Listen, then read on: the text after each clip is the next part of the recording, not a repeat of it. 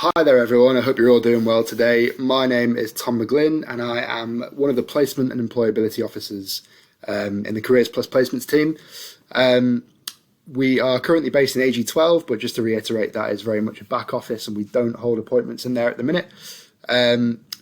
Today's session is going to be a kind of a recap for those of you that need it that were in the session the other week, but also people that didn't get the chance to attend it.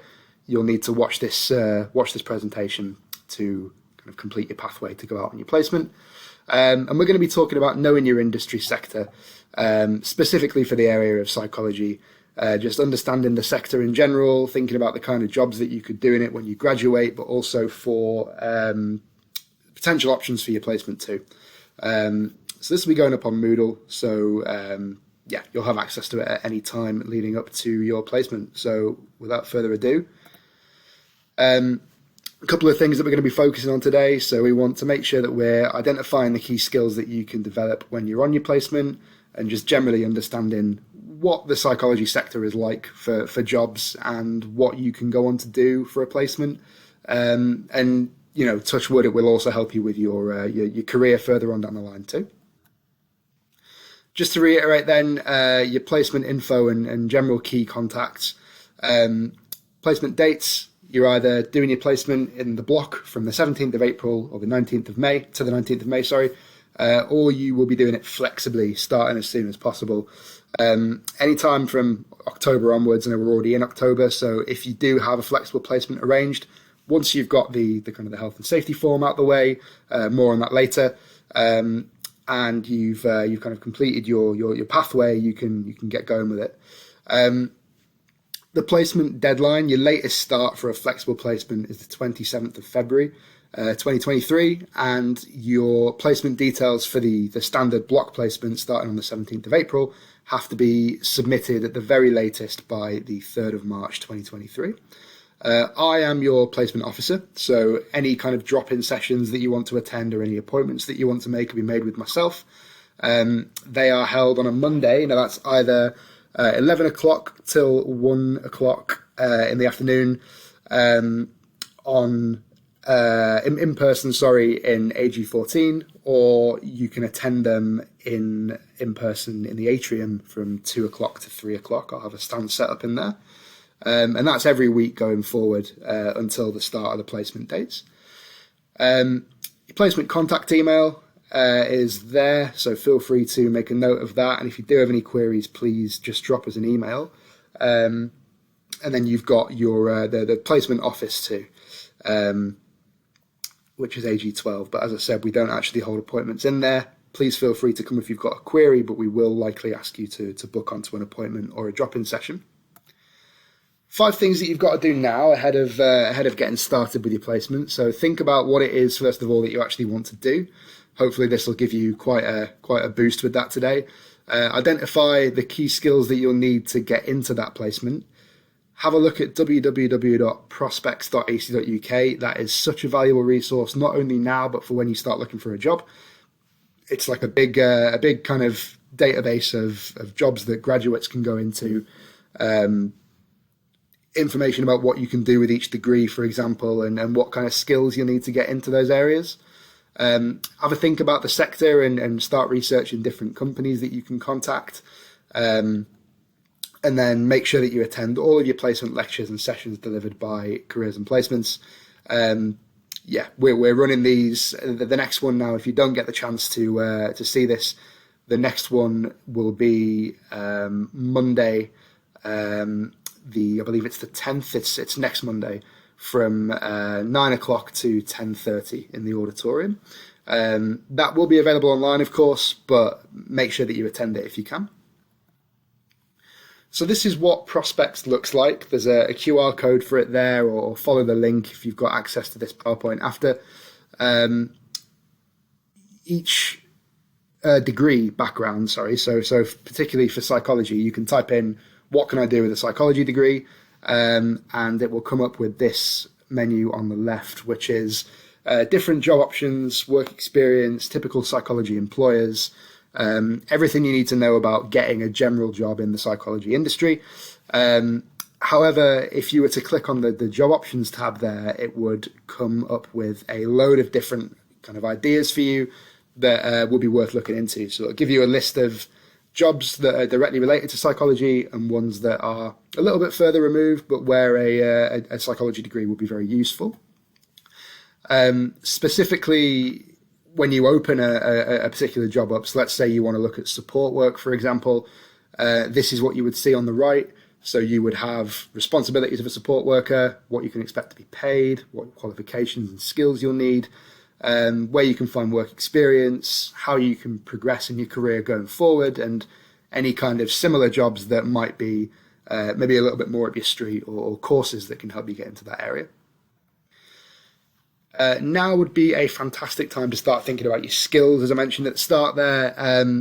Basically, the whole idea of going out on placement and the reason we offer you one is so you can build upon the skills that you already have, and that you might need to secure a role in your chosen field once you graduate. And you are going to develop those no end on placement. The placement will be a massive boost to those skills. So by the time you graduate and you do look for a full-time job, the placement will be one of the key pieces of experience that you can quote on your CV, and it'll look fantastic to employers. So we've got a quick list there of key skills for psychology students, just in general, depending on what it is that you're wanting to go into. So we've got interpersonal skills and the capacity to communicate effectively, whether that be with colleagues, clients, patients, whoever. Compassion and understanding, patience, organising and planning skills, as well as the ability to manage multiple jobs of different levels at the same time, and being self-motivated and well-disciplined for when you end up going into your placements.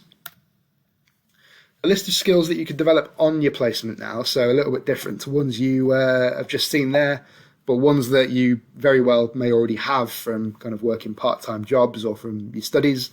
You've got commercial awareness, attention to detail, communication, both written and verbal, teamwork and independent working, information analysis and research, organisation, creative problem solving, self-confidence, and the ability to work under pressure and to deadlines.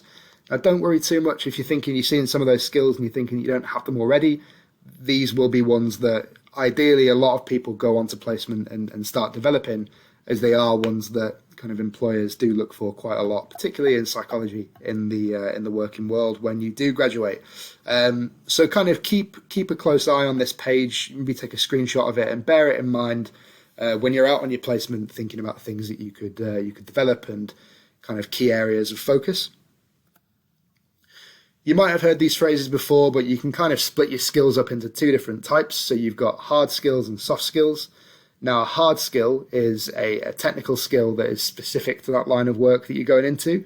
So, for example, for psychology, a hard skill might be an in-depth knowledge of different kind of treatments or behaviors, ways to kind of communicate or deal with certain types of client or patient. Whereas your soft skills are general characteristics that you likely have already got some experience in, such as time management, professionalism, communication, organizational skills, those kind of things that you might have picked up from previous jobs or from your studies. And just a thing to take a note there at the bottom too. As a graduate, employers will understand that you might not have loads and loads of work experience, and that for some of you this may well be your very first time kind of stepping into the industry, and that's fine. Basically, the employers will be looking out for the kind of the core soft skills that you've got, as they'll know that you can develop those hard skills as time goes on, and by the end of your placement, you'll have developed a lot more hard skills than you had if you hadn't have undertaken it. So that's another reason why placements are extremely important. We do encourage you to think outside the box, especially now that we've kind of already gone through skills and you kind of might have a few ideas of the kind of thing you want to go on to do. We'd recommend having a look on My Career.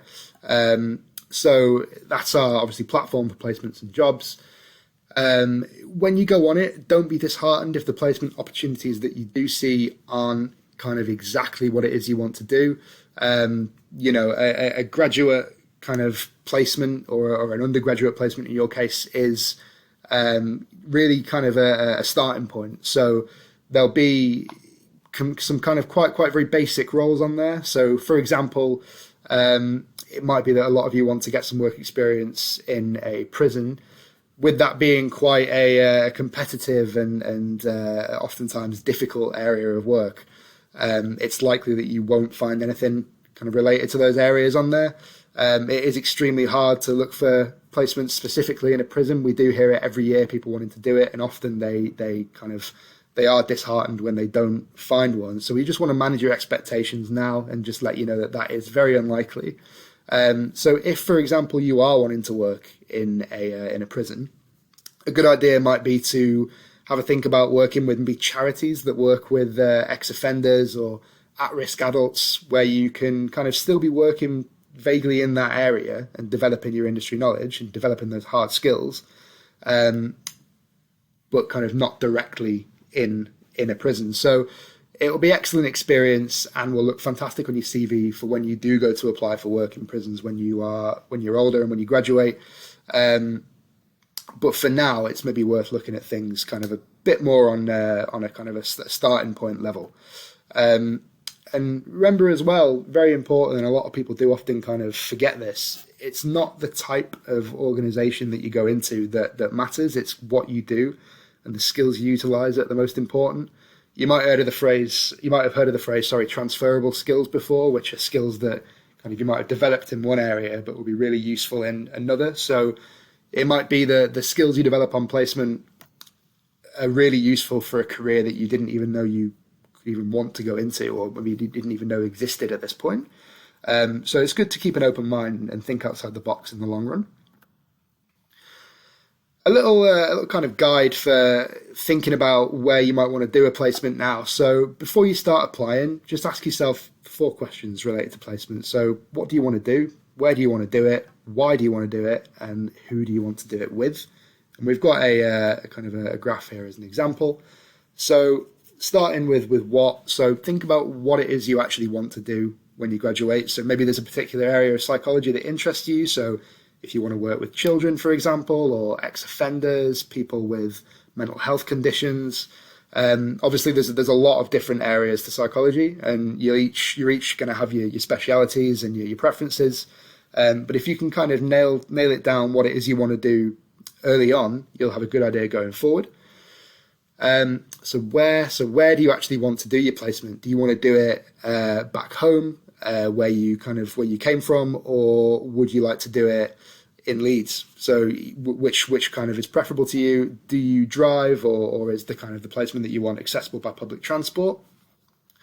Why do you want to do it? Really important question, and it'll kind of help you really think about what you want to get out of your placement too. Why do you want to work in that area in particular?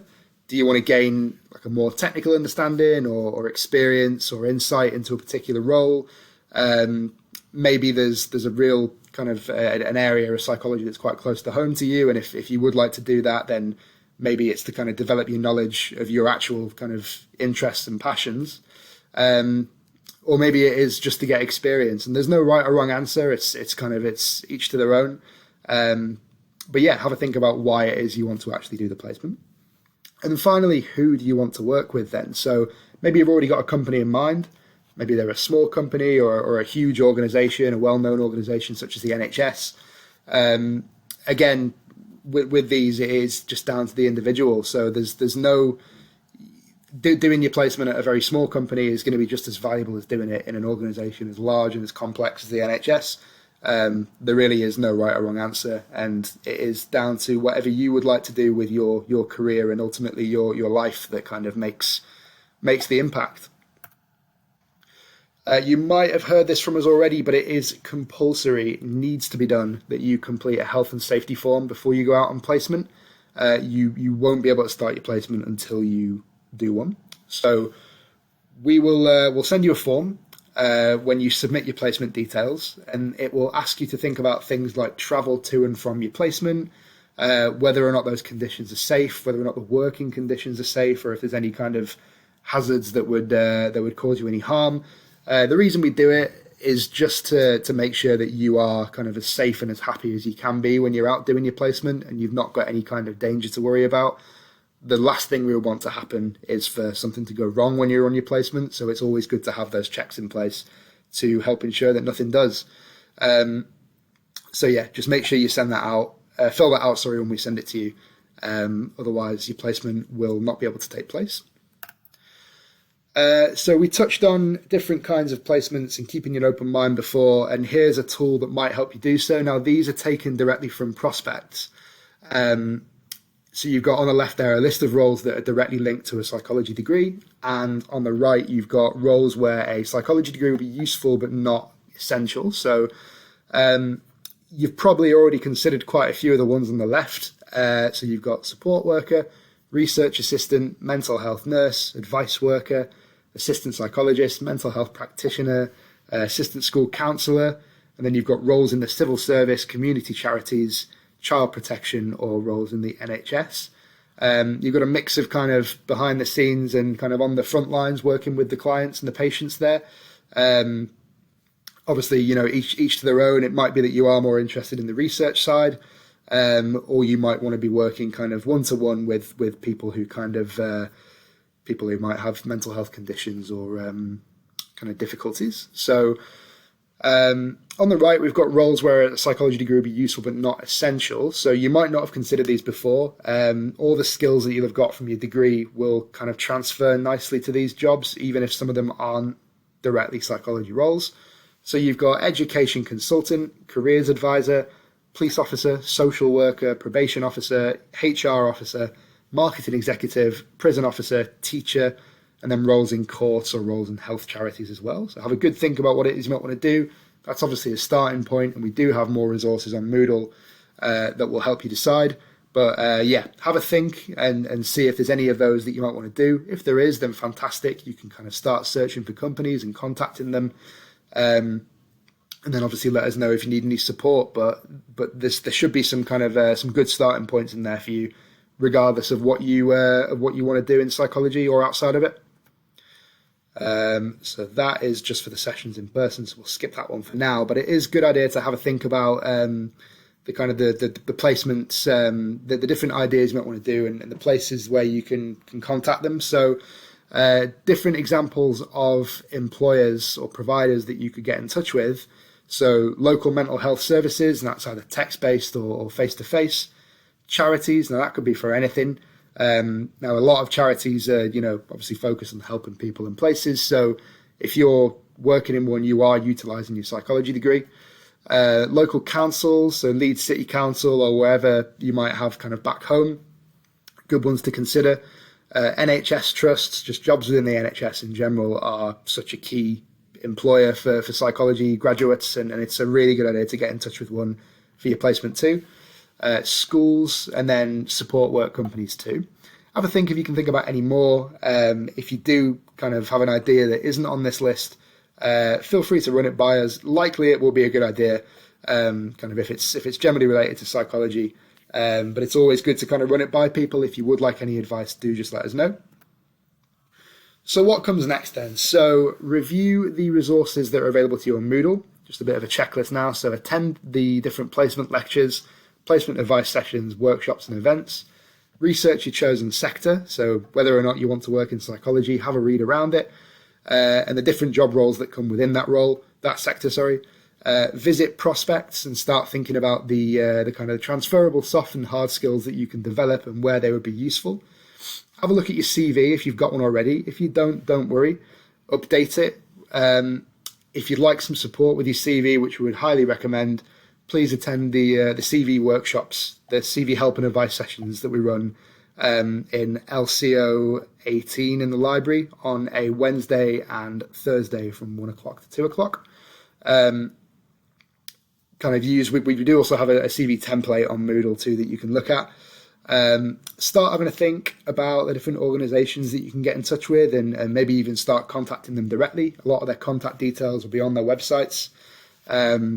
Give them a call or drop them an email, see if you can kind of get some interest in doing a placement, or have a look on My Career too, and see what you can find. It might be that you find your ideal placement on there. If so, fantastic. Finally, we've got some useful links that will be useful to you going forward. If you can't scan these QR codes, obviously, click the link when you've got hold of the PowerPoint on a computer. But you've got a link to the Moodle page on the left there. So it'll prompt you to enter an enrollment key when you scan that. Now the enrollment key, is placement 2022 with a capital P. And you've also got a link to your placement allowance form too. Now those details need to be submitted before your placement. If you want to get that placement allowance, just pop your bank details in that form, and it will be sent to you prior to your placement beginning. And that is the end of the slideshow. So if you have any questions at all, please feel free to book an appointment. As I mentioned before, my drop-in sessions are going to be from 11 till 1 on a Monday in AG14, or I'll have a drop-in session in the atrium on a Monday again, 2 o'clock to 3 o'clock in the afternoon. But yeah, good luck with everything, and I look forward to hearing from you soon. Thank you very much. Bye.